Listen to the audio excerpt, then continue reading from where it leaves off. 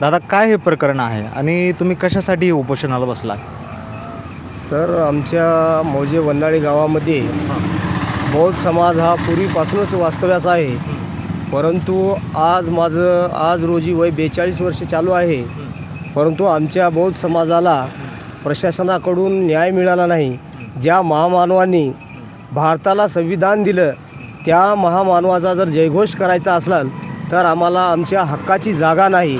ज्या महामानवाने आम्हाला 22 प्रतिज्ञा दिली, त्या प्रतिज्ञा घेण्यासाठी आम्हाला बौद्ध विहाराची गरज आहे, तीसुद्धा उपलब्ध नाही. ह्या मागणीसाठी आम्ही आजपर्यंत गावातील सरपंच, ग्रामसेवक, तहसीलदार साहेबांना तोंडी, लेखी याद्वारे अनेक वेळा निवेदन दिलेली आहेत.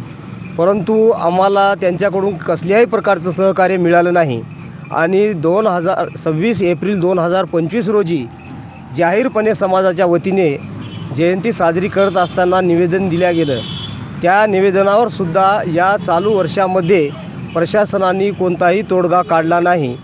त्यामुळे आम्ही सर्व वन्हाळीमधील बौद्ध समाज व मी वाघमारे गौतम नामदेव, वंचित बहुजन आघाडी तालुका महासचिव माजी ह्या पदावर काम करत असताना मी तालुक्यामध्ये विविध गावामध्ये जिथे जिथे जातो तेथे महामानव डॉक्टर बाबासाहेब आंबेडकर यांच्या प्रतिमेचा पुतळा जेव्हा पाहतो तेव्हा माझं मन असं भरून येतं आणि माझ्या मनाला खंत वाटते की बाबा, आपल्या गावामध्ये कधी बौद्ध विहार होईल, आपल्या गावामध्ये कधी पुतळा उभारेल. ह्या अनुषंगानं मी एक समाजाला सोबत घेऊन एक ठाम निर्णय केला की जोपर्यंत आमच्या समाजाला न्याय मिळणार नाही, प्रशासन आमची बाजू ऐकून घेऊन आम्हाला न्याय देईपर्यंत आम्ही येथे उपोषणाला बसणारच आहोत. आणि गेल्या 30 तारखेला निवेदन दिल्यानंतर BDO साहेबांनी ग्रामपंचायतच्या नावानं एक पत्र काढलेलं आहे. त्या पत्रामध्ये उल्लेख केलेला आहे की तुम्ही गावामध्ये गाव स्तरावर चौकशी करून त्या उपोषणकर्त्याला गावामध्ये तडजोड करून जागेची व्यवस्था करावी. तरीसुद्धा आम्हाला प्रशासनाकडून कोणाचाही काही मॅसेज आला नाही.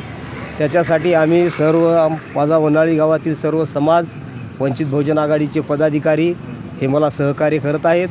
तरी मी प्रशासनाकडे एकच विनंती करतो की मला न्याय लवकरात लवकर मिळावा.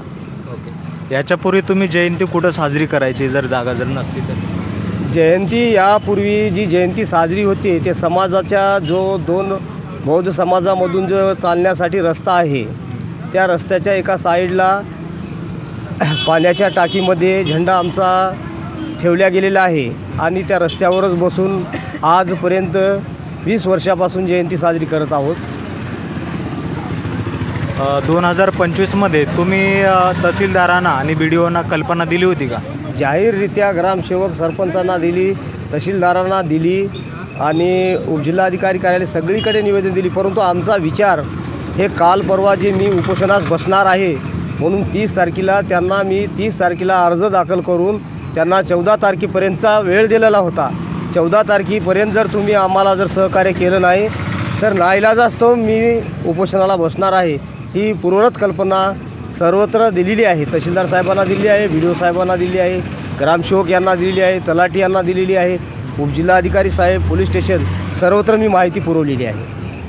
ओके. ज्या बाबासाहेबांनी देशांना संविधान दिलेलं आहे आणि जगामध्ये त्यांचं नाव आणि 152 देशामध्ये त्यांची जयंती होते, तर अशा महामानवाला कुठंतरी वन्हाळी ठिकाणी जागा भेटत नाही जयंतीला. काय वाटतंय तुम्हाला? आमचं दुर्दैव आहे. आम्ही अशा गावामध्ये राहतो की ज्या महामानवामुळे आज मी इथं बसून जे बोलतो त्याच महामानवाचे अधिकार आहेत. त्याच्यामुळं एक आमच्या मनाला अशी एक लज्जास्पद गोष्ट वाटली की जगून काय अर्थ आहे. ज्या स्वाभिमानासाठी जर आपण अशा लाचार पद्धतीने राहत किती दिवस घरी बसायचं. त्यामुळे मी बाळासाहेब आंबेडकर यांच्या नेतृत्वामध्ये वंचित बहुजन आघाडीमध्ये काम करत असताना अशी एक हिंमत आलेली आहे की कोणतीही गोष्ट संघर्ष केल्याशिवाय मिळत नाही. त्याच्यामुळे आम्ही संघर्षासाठी इथे बसलेलो आहोत. तरी मी तुमच्या ह्या न्यूजच्या दरम्यान तुम्ही सर्व प्रशासनाला ही माहिती योग्य वेळेमध्ये पाठवून योग्य वेळेमध्ये निर्णय द्यावा, असं सहकार्य करावं अशी मी तुमच्याकडून सुद्धा मी अपेक्षा बाळगतो. कारण येथे बसलेला हा माझा सर्व समाज निर्वस्त झालेला आहे. कारण ज्या महामानवामुळे आपण खातो, जगतो, ऐशो आराम जगतो, त्या महामानवाची उद्या आमच्या गावामध्ये जयंती करण्यासाठी हक्काची जागा नाही. ह्यासाठी सर्व समाजाची मागणी आहे. तरी प्रशासनानं आमच्या मागणीचा विचार करावा. धन्यवाद सर. आपण नांदेडहून इथे आलात.